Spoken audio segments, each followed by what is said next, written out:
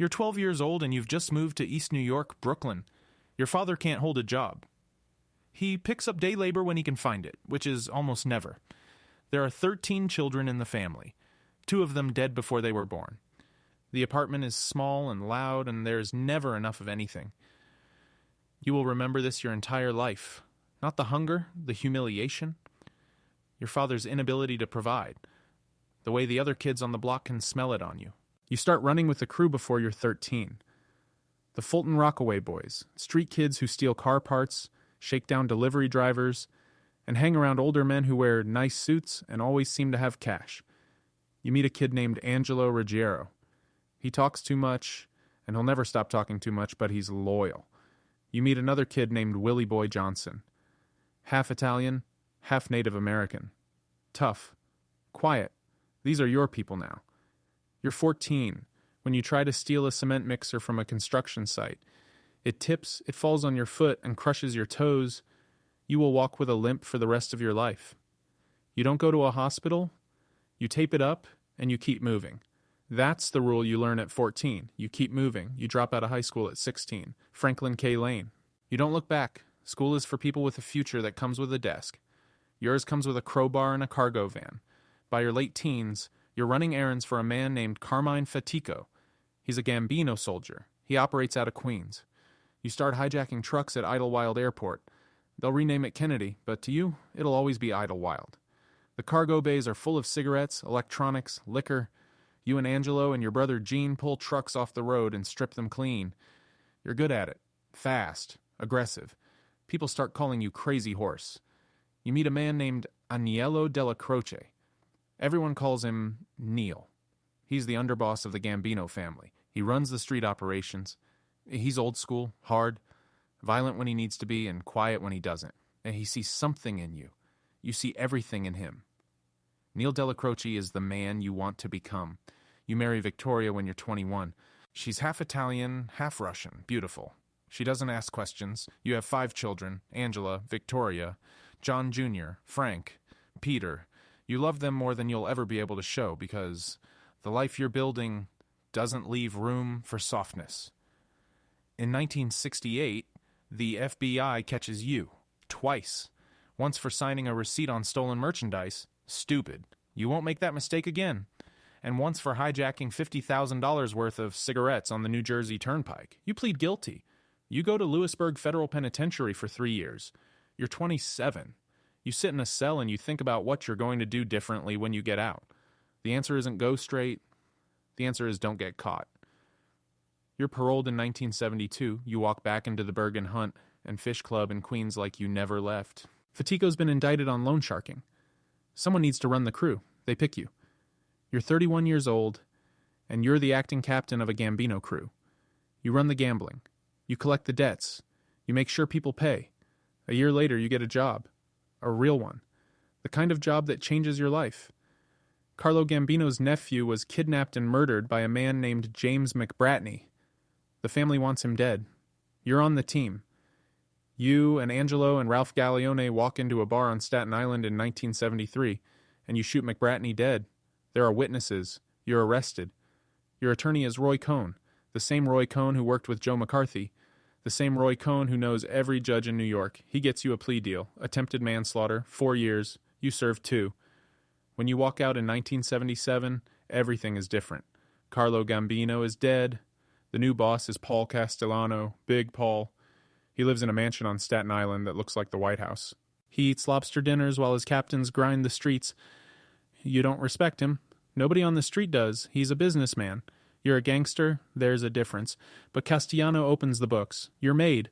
Inducted into the Gambino family. You're officially one of them now.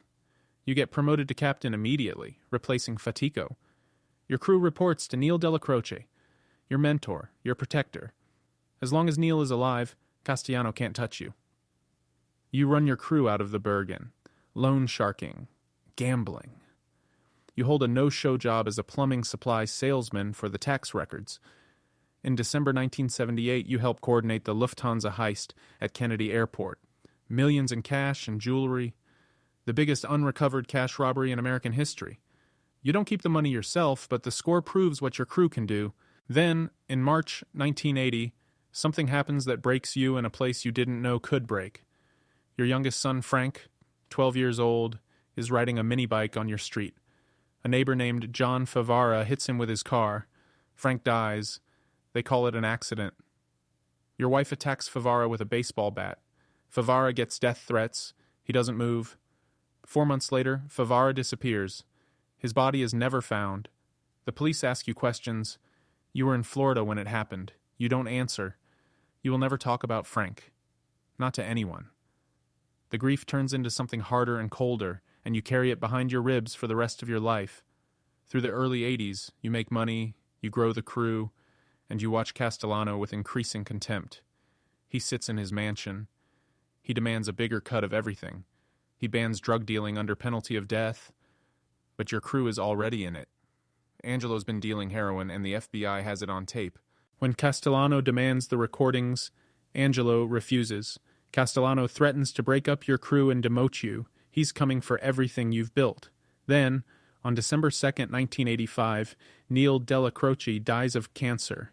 Your protector, your mentor, the only man standing between you and Castellano. He's gone.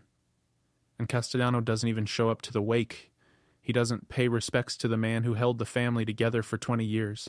That insult seals it. You're not going to wait for Castellano to destroy you. You're going to destroy him first. 2 weeks later, December 16th, 1985. Manhattan. Rush hour. You're sitting in a car on East 46th Street with Sammy Gravano. Across the street is Sparks Steakhouse.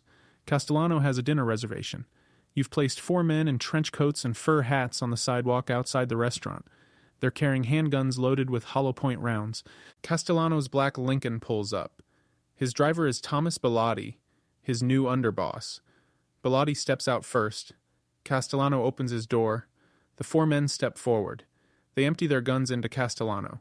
He falls face first onto 46th Street. Bellotti runs 3 steps, and they drop him 2. The shooters walk away. You drive past the body slowly. You look down at the man who ran the most powerful crime family in America. He's lying in a pool of blood on the sidewalk in a $2,000 suit. That's Paul Castellano. That was Paul Castellano. You just killed the boss of the most powerful crime family in the country in the middle of Manhattan during rush hour. You didn't get permission from the commission. You didn't ask the other families for a vote. You took it. The other bosses are furious, but they're also afraid. And in this world, fear and respect are the same thing. 3 weeks later, 20 Gambino captains sit in a room and vote you the new boss. You're 45 years old. The Gambino family earns $500 million a year. Your personal cut is somewhere between $5 and $20 million. You don't hide. That's what's different about you. Every boss before you ducked cameras, whispered in basements, denied everything. You walk into restaurants in Little Italy and the whole room stands up. You tip bartenders with $100 bills. You send flowers to the funerals of people you barely knew. You wear hand-tailored suits that cost more than most people's rent. You walk into federal court smiling. You wave at the reporters. The New York Post puts you on the front page, so often they start calling you the Dapper Don. You hold 4th of July parties on your block in Queens where the whole neighborhood comes out and you set off $100,000 worth of fireworks. You want everyone in New York to know your name. And they do. You restructure the family. You promote loyal soldiers. You push the Gambinos deeper into construction, labor unions, garbage hauling. Every building that goes up in Manhattan, your people get a cut. Every truck that hauls waste in the outer boroughs, your people get a cut. The money is enormous. They come for you 3 times. The first trial, 1986, federal RICO charges, assault, robbery, murder conspiracy. The government's star witness changes his story on the stand. Your attorney, Bruce Cutler, tears him apart, not guilty. The second trial, 1986, an assault charge. A man you slapped around over a traffic dispute. He takes the stand. He can't seem to remember what happened. Not guilty again. The third trial, 1990. Another RICO case. The feds think they have you this time. They don't. Not guilty. 3 times you walk into that courthouse. 3 times you walk out a free man. The crowd outside cheers like you just won a title fight. The press gives you a new name, the Teflon Don. Nothing sticks. You're untouchable. What the press doesn't know is that your people are reaching jurors. In the first trial, a man named George Pape takes $60,000 to hold out for acquittal. It works. In the second trial, the same pattern. Fix the jury. Walk free. Smile for the cameras. But people around you are starting to crack. Remember Willie Boy Johnson, the kid from your crew, half Italian, half Native American? He's been talking to the FBI since 1966. For over 20 years, he's been feeding them information. You find out when the FBI accidentally reveals his status during court proceedings. Willie Boy begs for his life. He says he never gave them anything important. You tell him he's safe. On August 29th, 1988, Willie Boy walks out of his house in Brooklyn. Two men are waiting. They shoot him. He's the first of your childhood friends to die by your order. He won't be the last. And the FBI is adapting. They stop relying on witnesses you can intimidate. They stop relying on jurors you can buy. They start putting microphones in the walls. You made a mistake. You required every captain to come to the Ravenite Social Club in Little Italy once a week. Sammy told you not to. He said it was too visible, too predictable. You didn't listen. The FBI bugged the club. They bugged the hallway. They bugged the apartment upstairs where you held your most private conversations. They recorded everything. They recorded you talking about murders. They recorded you assigning hits. They recorded you complaining about Sammy. That last part is what kills you. On the tapes, you disparage your underboss. You call him greedy. You try to shift blame for murders you both ordered. You talk about him like he's disposable. December 11th, 1990, FBI agents and NYPD detectives raid the Ravenite Social Club. They arrest you, Sammy, and your consigliere, Frank Locascio. The charges: 5 murders, conspiracy, racketeering, loan sharking, obstruction of justice, tax evasion. They have hundreds of hours of tape. They have your voice on every one of them. This time, the government isn't playing by the old rules. The jury is anonymous, fully sequestered. No names, no addresses, no contact with the outside world. You can't reach them. Nobody can. Your attorney, Bruce Cutler, is disqualified because the tapes show he wasn't just your lawyer. He was part of the operation. You hire a new team. They tell you it's going to be difficult. You don't want to hear it. Then in November 1991, Sammy makes his move. Sammy the Bull Gravano, your underboss, the man who sat next to you in the car when Castellano died, the man who helped you plan every move for 6 years. He agrees to cooperate with the federal government. He heard the tapes. He heard what you said about him. And he decides that if you're going to sacrifice him to save yourself, he might as well sacrifice you first. He confesses to 19 murders. He implicates you in everything. Sammy takes the stand in March 1992. He looks at you across the courtroom. You stare back. He doesn't flinch. He tells them everything. The Castellano hit, the structure, the money, the murders, how you ordered them, how you celebrated after. Your defense team goes after him hard, but they can't break him. He's calm, he's detailed, he's credible, and he was right there next to you for all of it. April 2nd, 1992. After 14 hours of deliberation, the jury finds you guilty on all counts, every single one. An FBI official steps in front of the cameras and says, "The Teflon is gone. The Don is covered in Velcro and all the charges stuck. You're sentenced to life without the possibility of parole. You're 51 years old. You will never walk a free street again." They send you to the United States Penitentiary in Marion, Illinois, a federal supermax. The walls are concrete. The light is fluorescent. The air never changes. You spend 23 hours a day in your cell.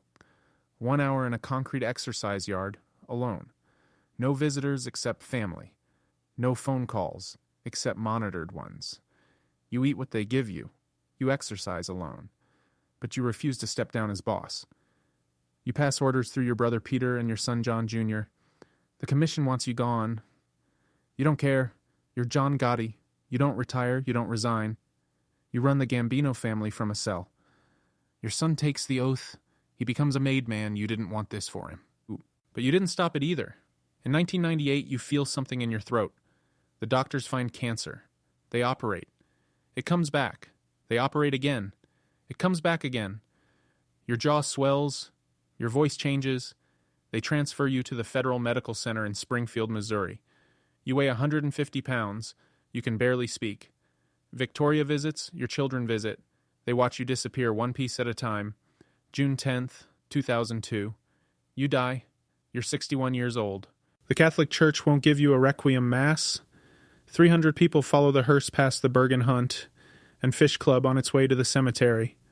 They bury you in a crypt next to Frank, your 12-year-old boy. Not a single representative from any of the other New York families attends your funeral. The Colombos, the Bonanos, the Lucchese's, the Genovese's. Nobody. After everything you did, everything you built, the entire world you controlled, in the end, the only people who show up are the ones who share your last name. A Lucchese underboss will later say it best. What John Gotti did was the beginning of the end of Cosa Nostra. You put the Mafia on television. You smiled at the cameras. You held fireworks parties on your block. And every single one of those cameras, every single one of those smiles, every single one of those headlines, they all helped the FBI build the case that put you away forever. You were the most famous gangster who ever lived, and that's exactly what destroyed you.